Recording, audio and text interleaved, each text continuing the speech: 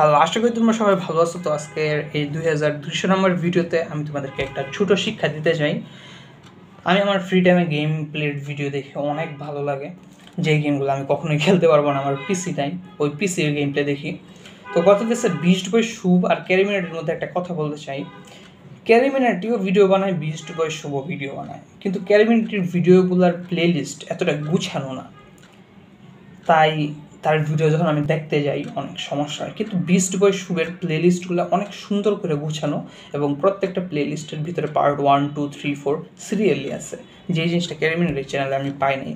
তার এটাতে একটু কাজ করা উচিত ছিল। সে খালি লাইভ স্ট্রিম করে ভিডিও বানায়, ঠিক আছে, কিন্তু তার প্লে লিস্টগুলো সুন্দর করে যদি সাজাতে পারতো, যে কাজটা আমার এই ছোট্ট ইউটিউব চ্যানেলে আমি করি, প্লে লিস্টগুলো সুন্দর করে সাজাই, তাহলে যদি কেউ ইন্টারেস্টেড থাকে ফিউচারে এসে তোমার এই প্লে লিস্ট সেকশনে এসে দেখতে পারবে।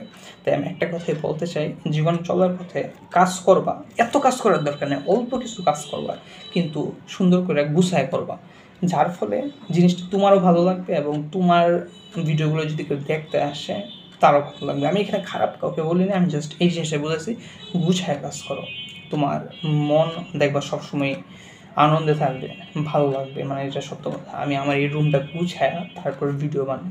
যখন রুমটা গুছানো থাকে মনটা ফ্রেশ থাকে, আর যখন দেখবা সব আওলা জাওলা, কিছুই করতে ইচ্ছা করে না।